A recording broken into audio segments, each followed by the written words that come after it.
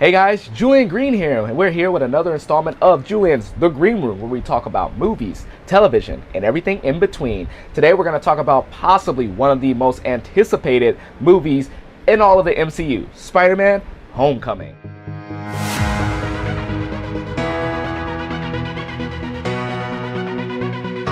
Now, believe it or not, Spider-Man: Homecoming is actually the fifth. That's right, it's the fifth Spider-Man movie in the Spider-Man franchise, if you can call it a franchise. You see, we had the Sam Raimi trilogy starring Tobey Maguire. Two of those movies were great. Spider-Man 2 is possibly the greatest Spider-Man movie of all time. With Spider-Man 3, the greatest thing it did was emo jazz dancing. Now take on this.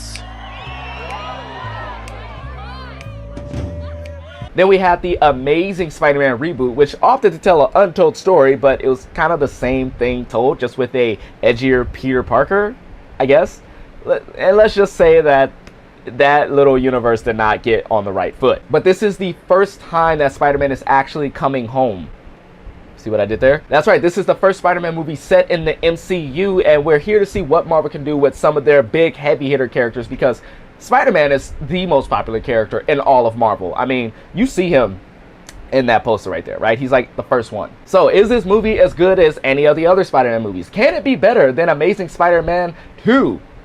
Yes, it can. See guys, I love Spider-Man: Homecoming. It is a great movie, a great watch, a fun summer blockbuster from start to finish. And this is the first time that we actually get Peter Parker like completely set in high school. We got it a little bit in the first Amazing Spider-Man, but this is the first time where Spider-Man is actually a sophomore and he has to balance his life between being a superhero with his school studies and his Aunt May and his friendships and relationships and all that stuff, which is exactly what made people love Spider-Man in the first place. Now, Spider-Man is my all-time favorite comic book character because I can kind of relate to him minus the spider powers, because Spider-Man is the everyman. He's the guy who works on the ground level. He's any one of us, and he was one of the first heroes to actually deal with his own problems outside of the superhero life, which everybody thinks is super glamorous. It's really not, especially when you're 15 and you have to worry about getting a date for homecoming. But let's just start it with this. Tom Holland is an amazing Spider-Man. We got a little glimpse of him in Captain America: Civil War, which was amazing, and we were really excited to see him in this movie, and he completely owns this role right here. He gets the humor, he gets the depth, he gets the heart. This kid is a star in the making. We're gonna see him in a lot of movies from here on out. Michael Keaton as the Vulture. You see, the thing about Michael Keaton was I was worried about this guy in this movie because Marvel has not had the best track record with their villains, and it would have been a shame to have Michael Keaton fall under that stereotype as well. But he completely flips it, and a lot of this has to do with the writing too, where they make Vulture a character that you can actually sympathize with and understand where he's coming from. And you know that, when he's dealing with Peter Parker and he tells him the reasons why he's doing things, you could tell there's that understanding. But that being said, there is things that he is doing that is wrong. So he's a really great three-dimensional character, and let's just say maybe they're setting up a little bit, as Marvel often does. The writing, the humor is really great. I remember that the director said, and I can't remember the director's name, John Watts, correct me if I'm wrong, but he said that he's pretty much basing this and then getting the inspiration for this from John Hughes classics, Breakfast Club, 16 Candles, and it's definitely like that because the cast is so youthful and it's a lot of teenagers and the high school setting and some of the things that you can relate to. Like there's like a scene where like girls are playing marry, fuck, kill, and I'm just kind of like, yeah, I did that in high school quite a bit.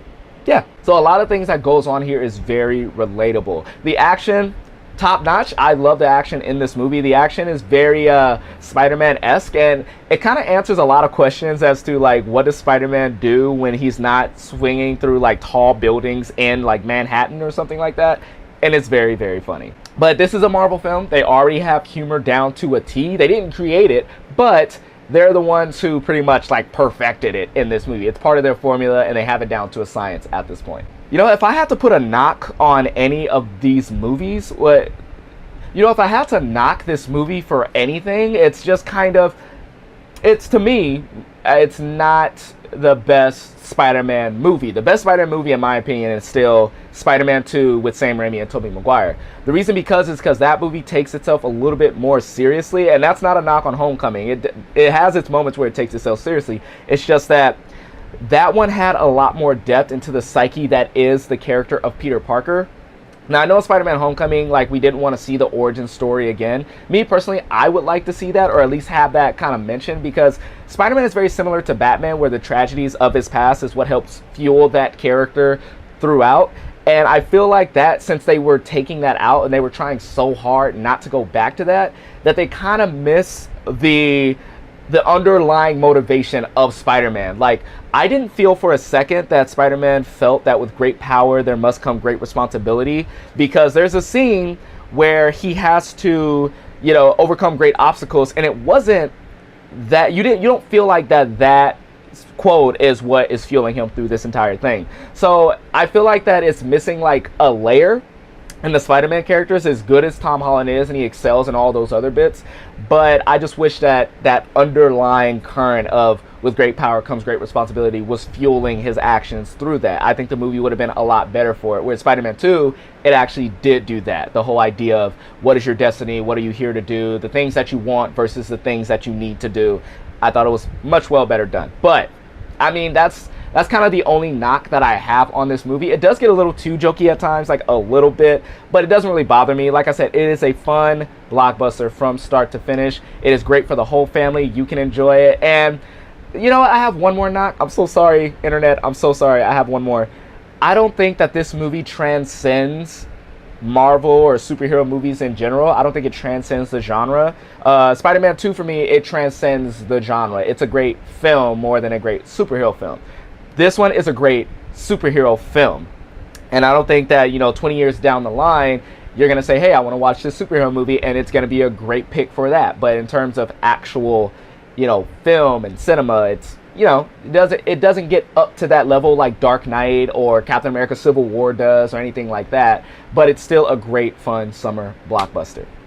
So yeah, guys, have you seen Spider-Man Homecoming? Are you going to go see Spider-Man Homecoming? Please let me know in the comments down below. And if you are new to my channel here, if you're new to the Green Room, please hit that subscribe button and also hit the bell so you get notifications for when I upload videos. And woo, that's great. Just remember, guys, I'm a dude in his room talking to a camera. Love you, and I'm out.